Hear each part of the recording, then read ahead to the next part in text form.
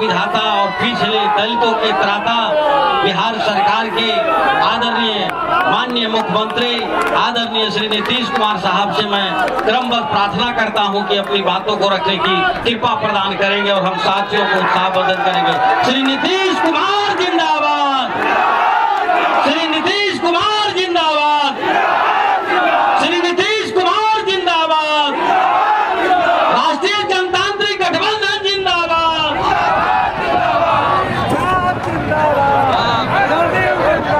आज के कार्यक्रम की अध्यक्षता कर रहे सीतामढ़ी जिलाध्यक्ष Bharatiya Janata party Shri Manish Kumar Gupta ji,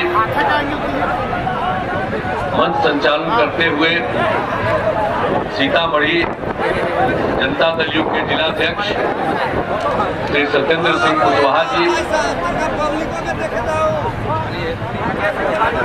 NDA Janata Dal you के लोकसभा के उम्मीदवार श्री देवेश चंद्र ठाकुर जी, यहाँ हमारे साथ आए हुए जनता दल यू के राष्ट्रीय महासचिव और माननीय सांसद राज्यसभा श्री संजय कुमार झा जी, यहाँ उपस्थित भवन निर्माण मंत्री श्री जयंत राज जी, अल्पसंख्यक कल्याण विभाग के माननीय मंत्री जनाब जमा खां साहब, सुरसंड के माननीय विधायक श्री दिलीप राय जी, रूनी सैदपुर के माननीय विधायक श्री पंकज मिश्रा जी,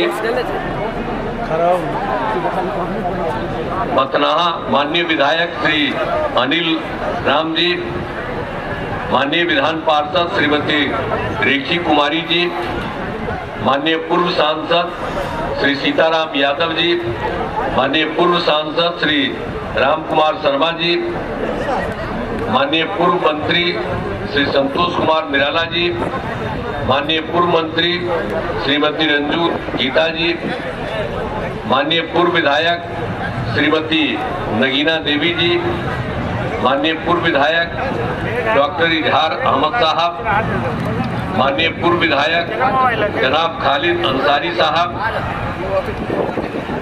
श्रीमती रेखा गुप्ता जी, राष्ट्रीय महासचिव राष्ट्रीय लोक मोर्चा,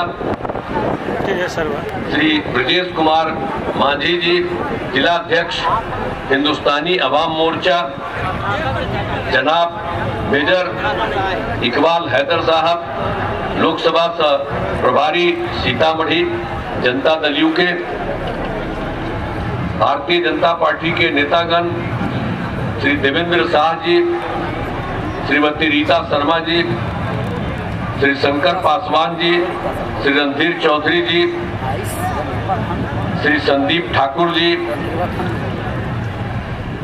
जनता दल यू के नेतागण श्री किसले चिंटू जी, श्री जय किशोर जी, श्री अरविंद राय जी, श्री मनीष यादव जी, जनाब इरफान अहमद दिलकश साहब, श्री पंकज पटेल जी, श्री सुरेंद्र पटेल जी, जनाब सदर आलम साहब, श्री संतोष चौधरी जी, जनाब मोहम्मद मुर्तजा साहब, श्री चंदन कुमार जी, जनाब मुस्तकीम रंगरेज साहब, श्री बबलू मंडल जी, श्री विमल शुक्ला जी, श्री अरविंद किशोर राय जी, श्री रामजी पंडित मंडल जी, श्री विजय कुमार पटेल जी, जनाब मोहम्मद जफरुल खान साहब, श्री कामनी पटेल जी, श्री शंकर बैठा जी और यहाँ उपस्थित सभी सम्मानित नेतागण, सभी सम्मानित जनप्रतिनिधिगण, मेरे प्रिय साथियों, प्रिंट एवं इलेक्ट्रॉनिक मीडिया के पत्रकार मित्रों, छायाकार बंधुओं, बहनों एवं भाइयों, आज के इस कार्यक्रम में बहनों और भाइयों की काफी उपस्थिति है। इसके लिए मैं उनका अभिनंदन करता हूं। और आप जानते हैं कि हम तो यही अनुरोध करने आए हैं कि भाई देवेश चंद्र ठाकुर जी को खूब वोट दे करके भारी मतों से विजयी बनाइए। यही हम लोग अनुरोध करने के लिए आप लोगों के बीच में आए हैं। और आप जानते हैं सीतामढ़ी तो बहुत ही महत्वपूर्ण जगह है, पौराणिक जगह है।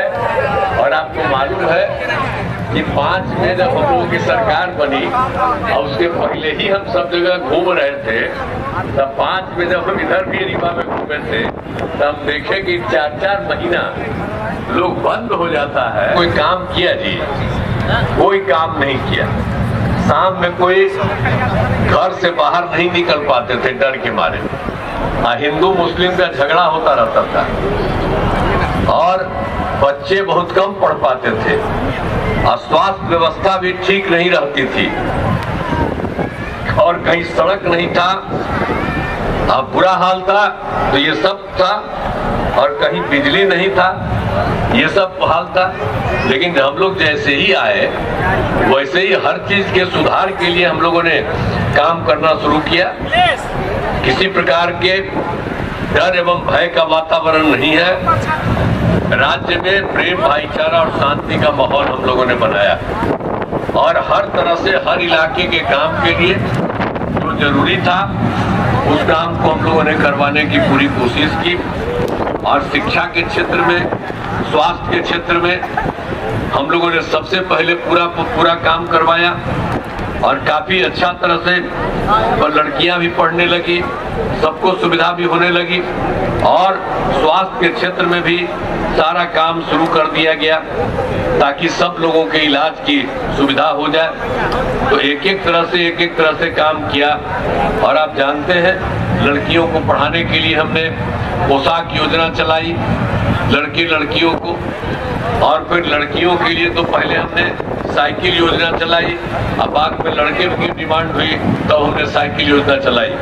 कोई साइकिल चलाता था पहले और लड़कियों को जब साइकिल योजना दिया तो सब साइकिल चलाने लगे।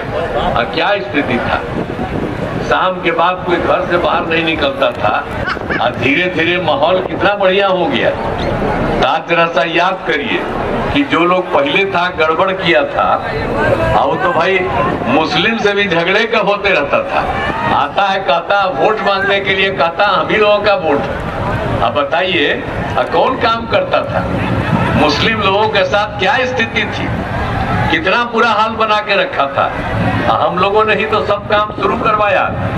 आप जानते हैं ना कि चारों तरफ से, और मुस्लिम समुदाय के लिए क्या हाल था।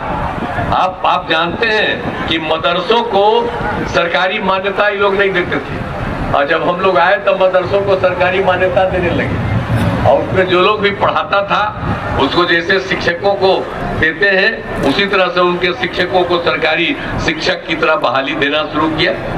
और उसके बाद आप समझते थे हिंदू मुस्लिम के इलाके में कितना था कब्रिस्तान का घेराबंदी।